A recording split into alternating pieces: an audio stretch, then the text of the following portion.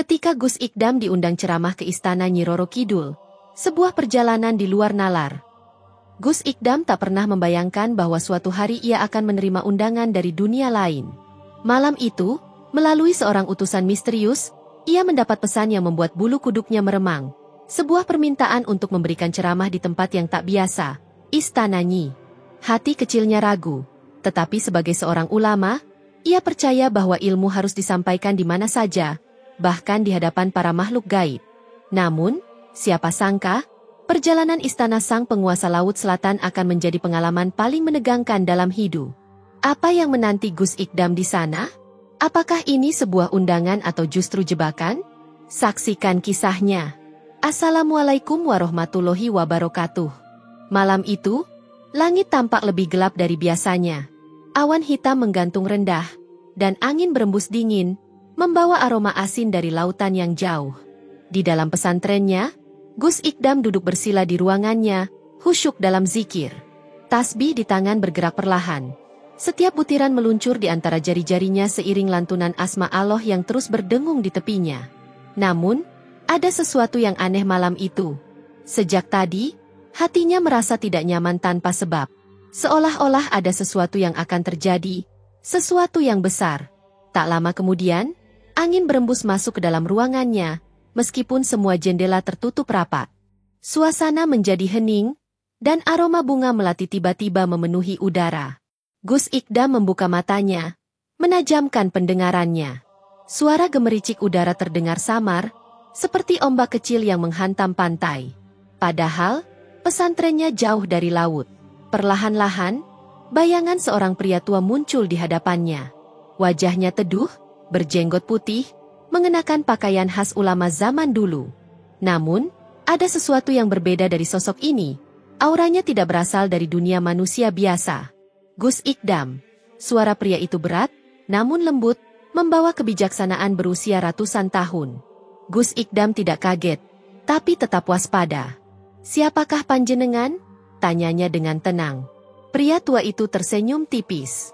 "Aku utusan dari penguasa Laut Selatan. Nyi Roro Kidul ingin bertemu denganmu." Sejenak, Gus Ikdam memikirkannya. Nama itu bukanlah sesuatu yang asing. Sejak kecil, ia sering mendengar cerita tentang Nyi Roro Kidul, penguasa gaib yang memiliki istana megah di dasar laut.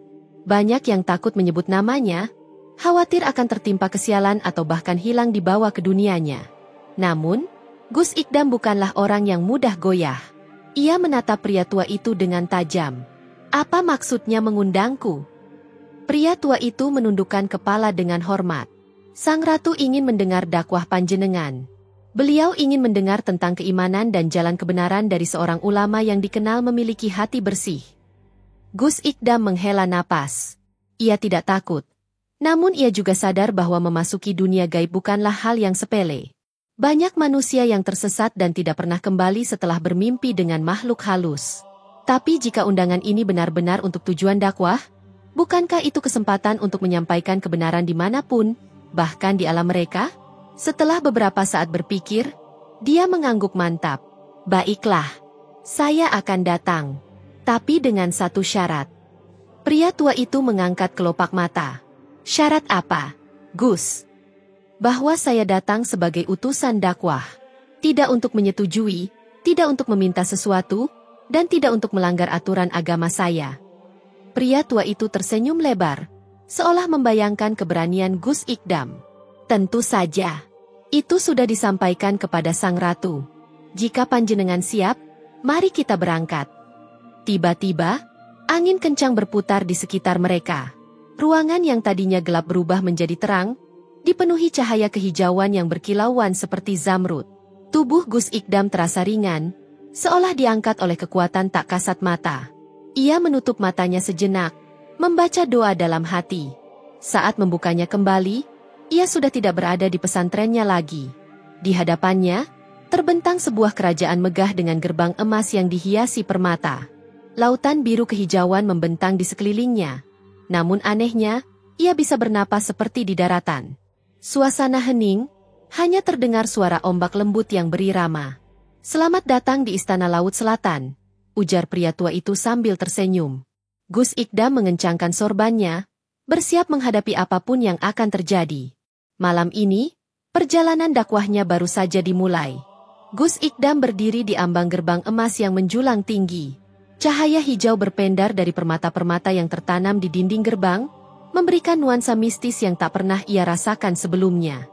Suasana di sekitarnya terasa aneh, tenang, tetapi juga mengandung kekuatan yang luar biasa. Sosok pria tua yang mengantarnya melangkah lebih dulu, memberi isyarat agar Gus Ikdam mengikutinya. Langkahnya mantap, meskipun di hadapannya adalah dunia yang selama ini hanya dianggap sebagai legenda oleh banyak orang. Saat gerbang raksasa itu terbuka perlahan, Gus Ikdam mengucap basmalah dalam hati, memperkuat niatnya bahwa ia berada di sini hanya untuk berdakwah, bukan untuk hal lain. Di balik gerbang, terbentang sebuah istana yang luar biasa megah. Pilar-pilar tinggi berdiri kokoh, terbuat dari kristal berwarna biru laut.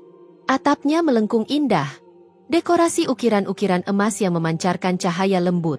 Di sepanjang jalan menuju istana, terdapat taman bawah laut yang dipenuhi bunga-bunga bercahaya, ikan-ikan berwarna-warni berenang di antara pohon-pohon karang, dan udara yang mengalir seperti angin sepal-sepal.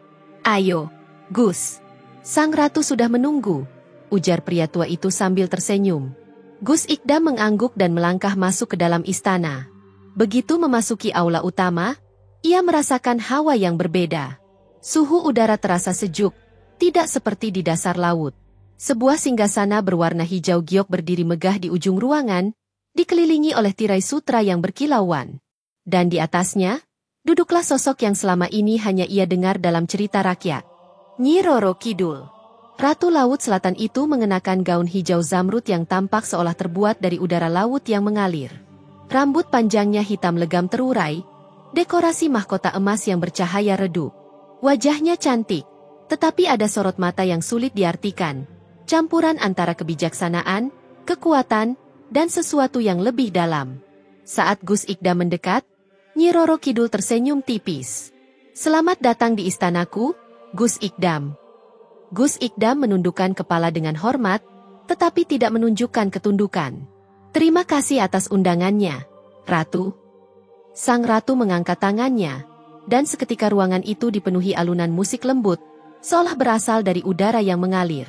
Para dayang yang mengenakan kain hijau bergerak dengan anggun, membawa nampan berisi minuman dan makanan yang tidak pernah Gus Ikdam lihat sebelumnya. "Tolong duduk," ujar Nyi Roro Kidul. Gus Ikdam menurutnya, tetapi dia tidak menyentuh apapun yang disajikan. Ia sadar betul bahwa dalam berinteraksi dengan dunia gaib, ada banyak aturan yang harus diperhatikan. Salah satunya adalah tidak sembarangan menerima pemberian sebelum mengetahui maksud dan tujuannya. Nyi Roro Kidul tampak memperhatikannya dengan penuh perhatian. "Kau berbeda dari manusia lain yang datang ke tempat ini, Gus.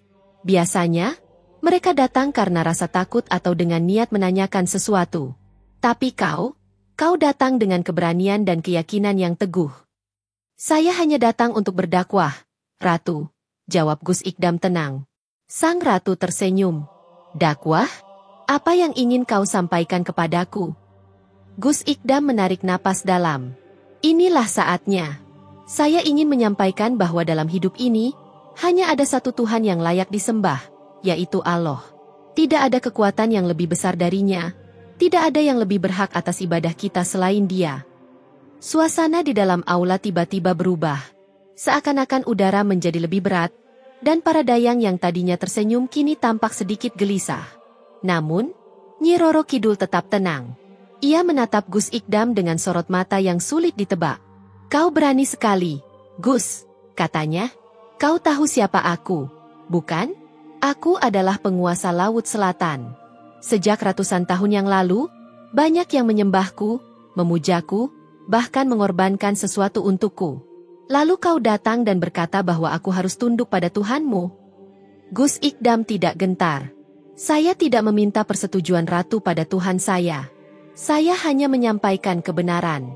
Bahwa semua kekuatan yang ada di alam ini, sekecil apapun, berasal darinya.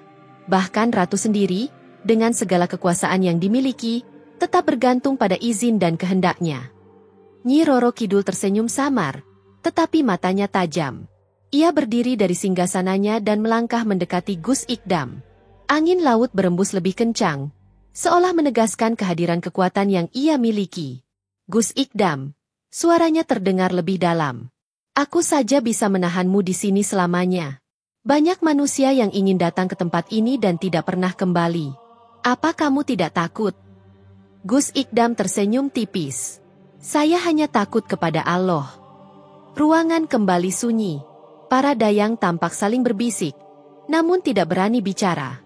Nyi Roro Kidul menatap Gus Ikdam lebih lama, lalu tiba-tiba dia tertawa pelan. Kau menarik, Gus. Akhirnya dia berkata, aku ingin mendengar lebih banyak darimu. Tapi tidak di sini. Aku ingin kau melihat sesuatu.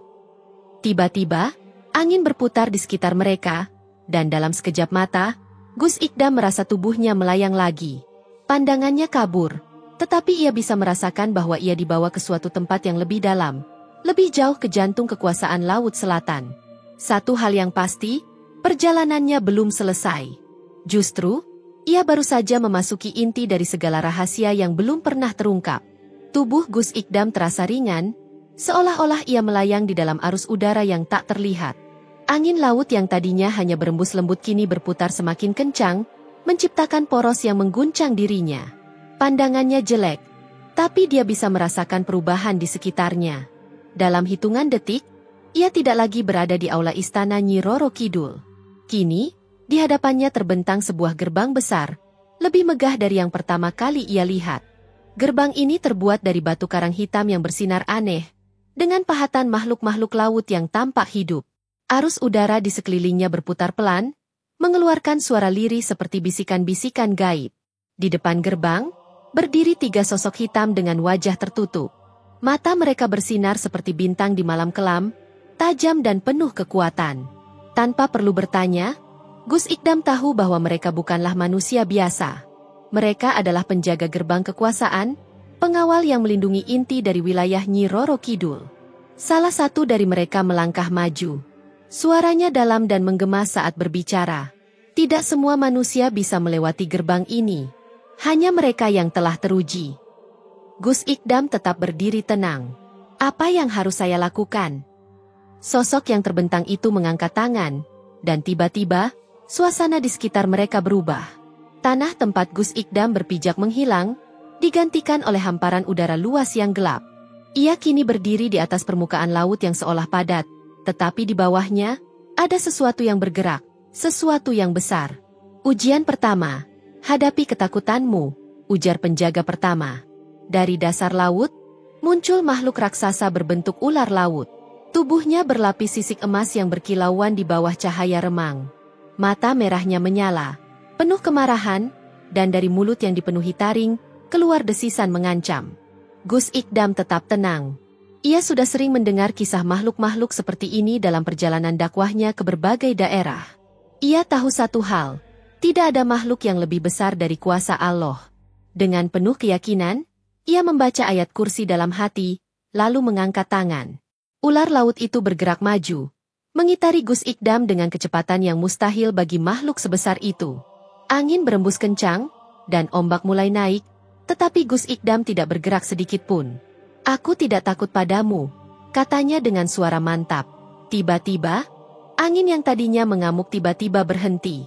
Ular laut itu memperhatikan lama, lalu tubuhnya perlahan-lahan larut ke dalam udara, menghilang begitu saja seperti bayangan yang tertelan gelap. Penjaga pertama mengangguk. Kau telah lulus ujian pertama. Penjaga kedua kemudian maju. Ujian kedua, kendalikan amarahmu. Lagi-lagi, suasana berubah. Kini, Gus Ikdam berada di tengah sebuah kota yang terbakar. Api menjilat-jilat bangunan, orang-orang berteriak panik, dan di hadapannya, seorang pria tua dikalahkan oleh sekelompok orang bersenjata. Mengalir dari darah pelipisnya, dan rintihannya memilukan. Tanpa berpikir panjang, Gus Ikdam bergerak maju.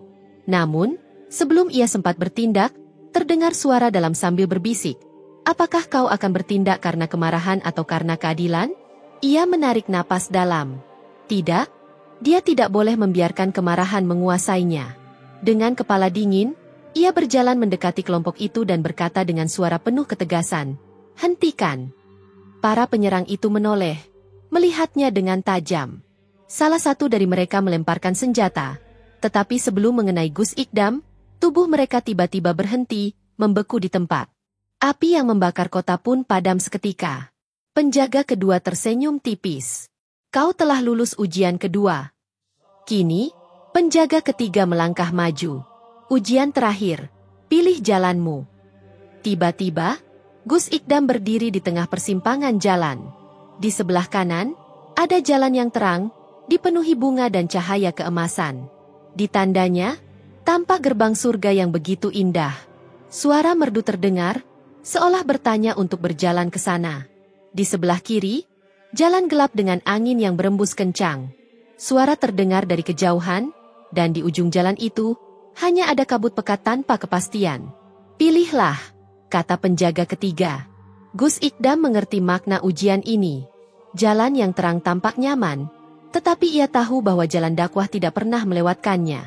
Jalan yang benar adalah jalan yang penuh ujian, penuh dengan tantangan yang harus dihadapi dengan kesabaran dan keyakinan. Tanpa ragu, ia melangkah ke jalan yang gelap. Begitu kakinya menyentuh tanah di jalan itu, gerbang di ujung tiba-tiba terbuka. Cahaya terang menyembur dari dalam, menghapus segala kegelapan. Dan pada saat itu, ia kembali berada di depan gerbang batu karang hitam. Penjaga ketiga mengawasi, lalu serempak membungkuk hormat. Kau telah lulus semua ujian. Gerbang itu terbuka perlahan, menampilkan dunia yang lebih dalam, lebih banyak rahasia dari yang pernah ia bayangkan.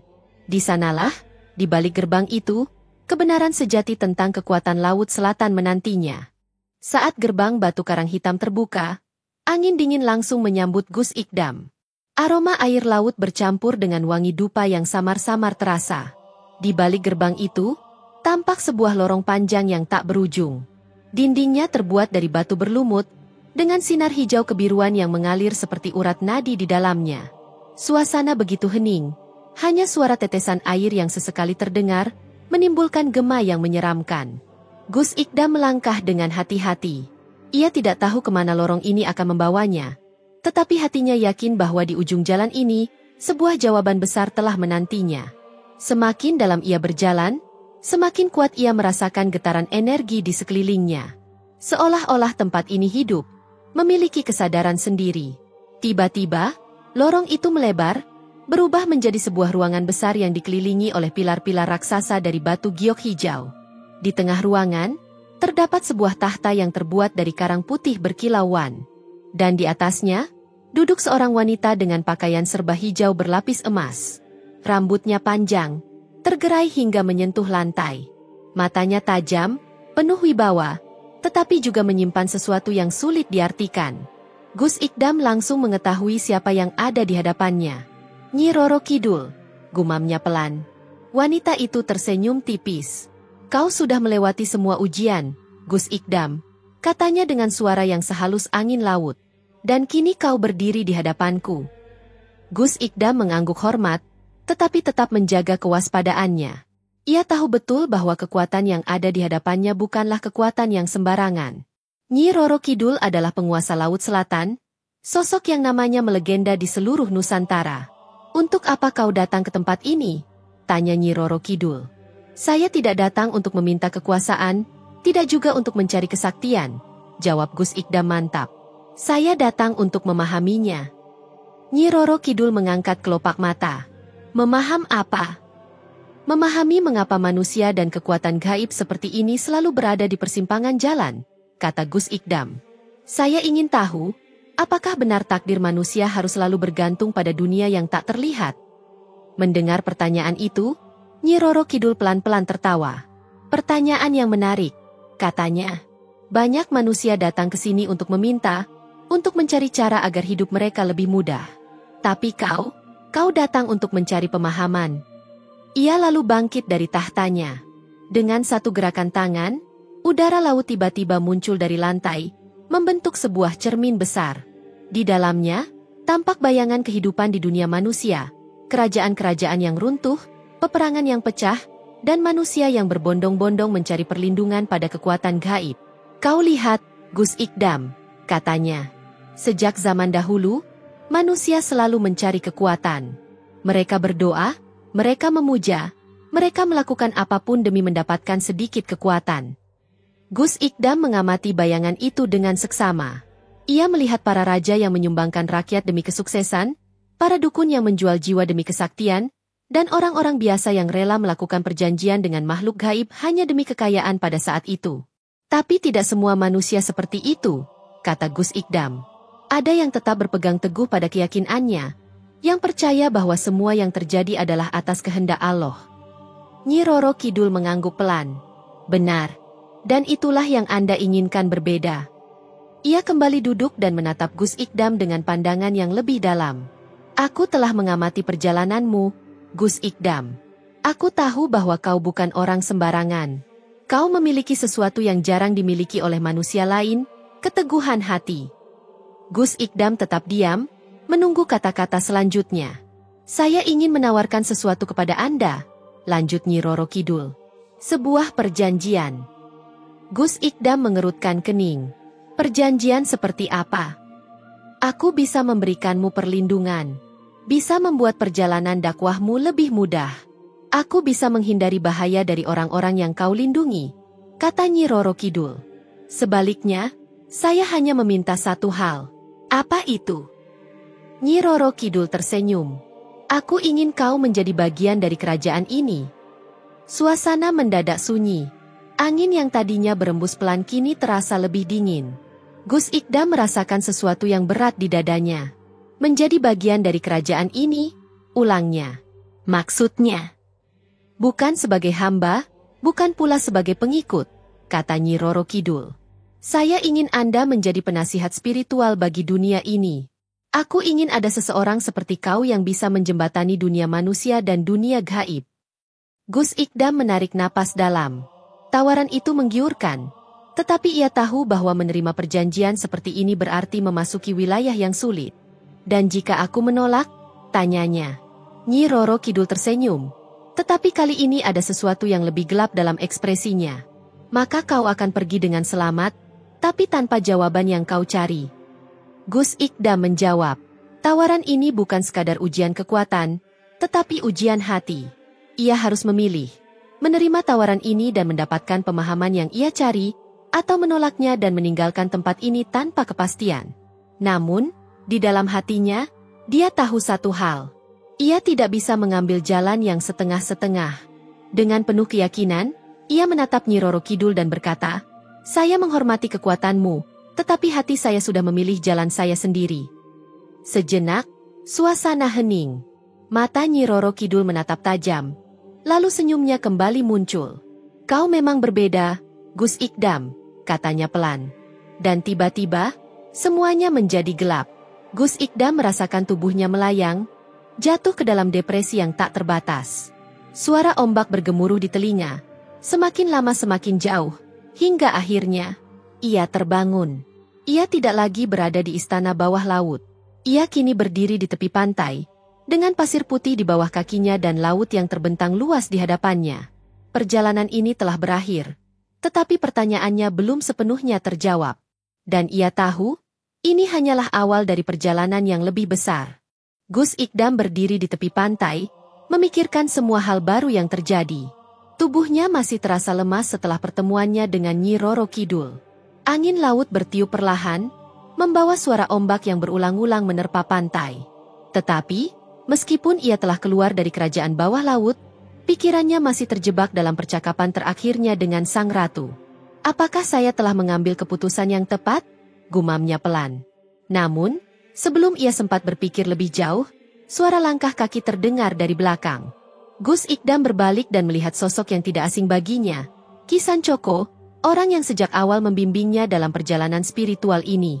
Gus Ikdam, kamu berhasil, ujar Ki Sancoko dengan nada lega. Aku bisa merasakan auramu tetap murni. Gus Ikdam mengangguk. Tapi aku belum menemukan semua jawaban yang kucari.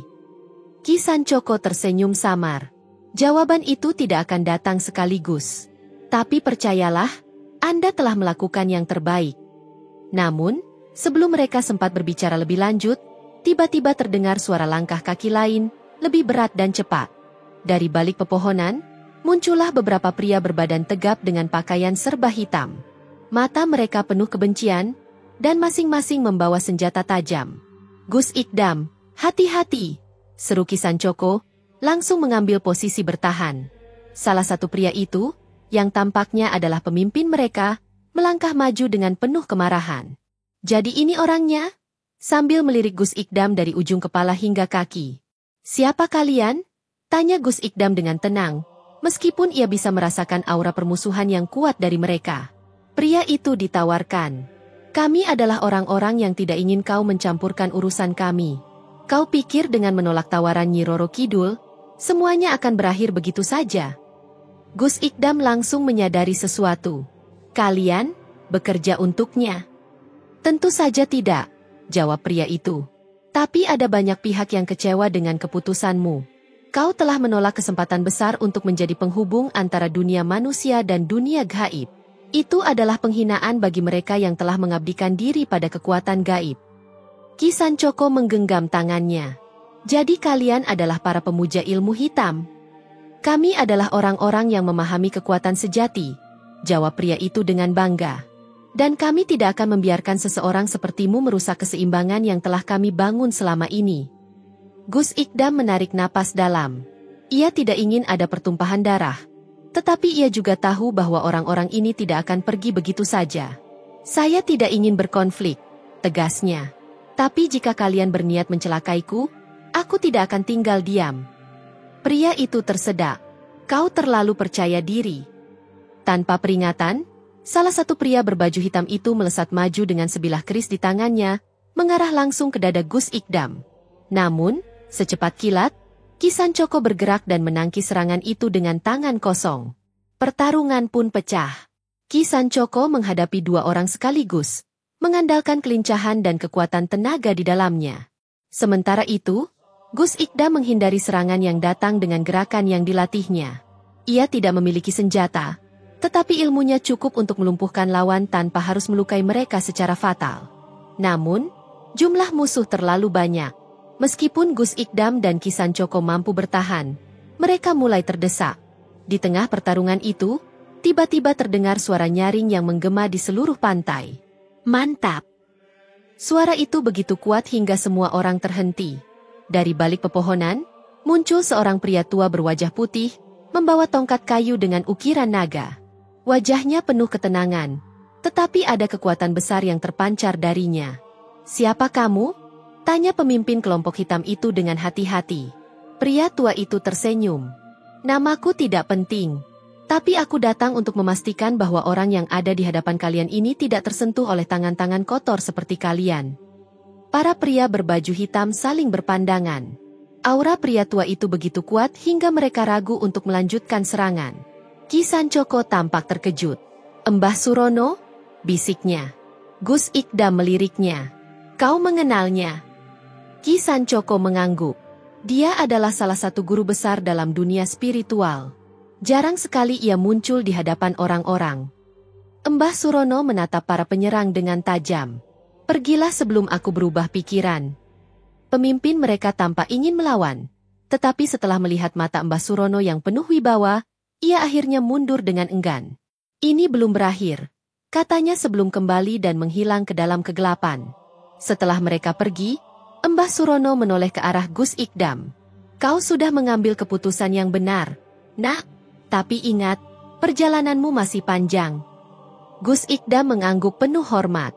Terima kasih atas pertolongannya, Mbah. Mbah Surono tersenyum. Aku tidak menolongmu. Saya hanya memastikan bahwa keseimbangan tetap terjaga. Ia lalu menatap langit yang mulai berubah warna. Sebuah peperangan besar sedang menanti di masa depan. Dan kau, Gus Ikdam, memiliki peran yang lebih besar dari yang kau bayangkan. Gus Ikdam merasakan jantungnya bergetar. Ia tidak tahu apa yang menantinya di depan, tetapi satu hal yang pasti, ia tidak bisa mundur sekarang. Ia harus terus maju, menghadapi takdir yang telah menunggunya. Malam itu, Gus Ikdam duduk bersila di tengah padepokan. Lilin-lilin kecil yang menyala di sekelilingnya membuat bayangan tubuhnya menari-nari di dinding. Hatinya masih dipenuhi pertanyaan tentang perjalanannya, tentang keputusan yang telah ia buat, dan tentang masa depan yang belum jelas. Mbah Surono berdiri di dekat pintu, mengamatinya dengan penuh arti. Ki Sancoko pun ada di sana, tetapi ia tetap diam, membiarkan kenyamanan menyelamatkan ruangan. Kau merasa ragu, nak? Tanya Mbah Surono akhirnya. Gus Ikdam membuka matanya perlahan. Bukan ragu, Mbah, tapi aku merasa beban ini semakin berat. Mbah Surono mengangguk. Itu tandanya kau sudah siap menerima takdirmu. Gus Ikdam menghela napas. Sejak awal, dia tidak pernah menanyakan semua ini. Ia hanya ingin menjalani hidupnya sebagai seorang santri biasa, mengabdikan dirinya pada ilmu agama dan membantu masyarakat. Tetapi kini, ia berada di tengah konflik yang jauh lebih besar dari yang ia bayangkan. Kau telah mengambil keputusan yang benar dengan menolak kekuatan dari Nyi Roro Kidul, lanjut Mbah Surono. Tetapi itu juga berarti kamu telah menantang mereka yang menginginkan dunia ini tunduk pada kegelapan. Gus Ikdam menatap Mbah Surono dengan serius. Siapa mereka, Mbah? Ki Sancoko akhirnya angkat bicara. Ada banyak kelompok di luar sana yang ingin menggunakan ilmu gaib untuk kepentingan pribadi. Mereka bukan hanya para pemuja ilmu hitam, tetapi juga orang-orang yang haus kekuasaan. Dengan kekuatan yang Anda miliki saat ini, mereka memandang Anda sebagai ancaman. Gus Ikdam menjawab. Ia mulai mengerti. Jadi, mereka tidak akan berhenti mengejarku? Tanyanya. Mbah Surono menggeleng. Tidak, nak. Dan itulah sebabnya kau harus semakin kuat. Gus Ikdam menggenggam kedua tangannya. Ia tahu bahwa perjalanan ini belum selesai. Bahkan mungkin baru saja dimulai. Mbah Surono kemudian berjalan mendekatinya dan meletakkan sebuah kitab tua di hadapan Gus Ikdam. Ini adalah warisan para leluhur, kata Mbah Surono. Di dalamnya terdapat ilmu yang bisa menutupi kegelapan yang akan datang. Gus Ikdam memandangi kitab itu. Sampulnya terbuat dari kulit yang sudah menua, namun aura yang terpancar dari dalamnya begitu kuat. Aku harus mempelajarinya? Tanyanya. Mbah Surono mengangguk. Tetapi bukan hanya itu. Kau harus memahami maknanya, bukan sekedar menghafalnya. Ilmu ini bukan untuk menuntut, melainkan untuk menjaga keseimbangan. Gus Ikdam membuka kitab itu dan mulai membaca halaman pertama. Tulisan di dalamnya begitu kuno, tapi entah bagaimana, ia bisa memahaminya. Namun, sebelum ia bisa membaca lebih jauh, tiba-tiba terdengar suara keras dari luar padepokan. Buruk, tanah bergetar, dan api tiba-tiba menyala di beberapa titik. Gus Ikdam, Ki Sancoko, dan Mbah Surono langsung berdiri dan berlari keluar. Di depan mereka, sekelompok orang berbaju hitam sudah berdiri. Kali ini, jumlah mereka lebih banyak dari sebelumnya. Pemimpin mereka, pria yang sebelumnya menyerang Gus Ikdam di pantai, berdiri paling depan. Wajahnya dipenuhi amarah. Kau pikir bisa menghindar dari kami? Katanya dengan suara tajam. Gus Ikdam menatap mereka dengan tenang. Aku tidak menghindar, tapi aku juga tidak akan mundur. Pria itu tertawa sinis. Bagus. Kalau begitu, kita selesaikan ini sekarang. Dengan satu ikonik, para pengikutnya menyerang. Ki Sancoko langsung melompat ke depan, menghadang beberapa lawan sekaligus. Mbah Surono pun bergerak cepat, mengangkat tongkatnya dan mengirimkan gelombang energi yang membuat beberapa penyerang terhempas ke belakang. Namun, Gus Ikdam tahu bahwa kali ini, ia tidak bisa hanya mengandalkan mereka. Ia mengambil nafas dalam, merapal doa-doa yang telah diajarkan kepadanya. Tubuhnya mulai memancarkan cahaya keemasan, dan tiba-tiba, kitab di tangan terbuka sendiri. Dari dalam kitab itu, muncul simbol-simbol kuno yang berputar di udara, mengelilingi Gus Ikdam. Para penyerang terkejut. Apa ini? Seru salah satu dari mereka. Pemimpin mereka menjelek-jelekkan giginya. Tidak peduli. Serang.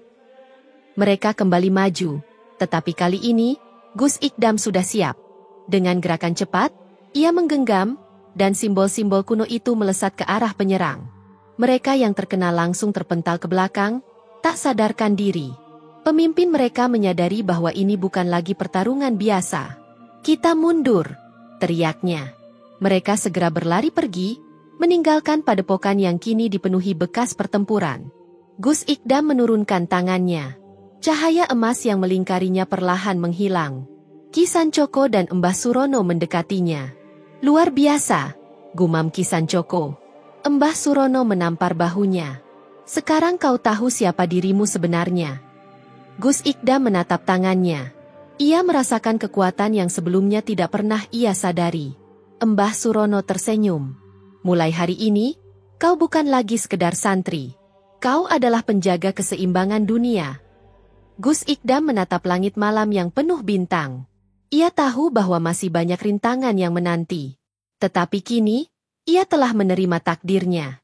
Dan dia siap menghadapinya.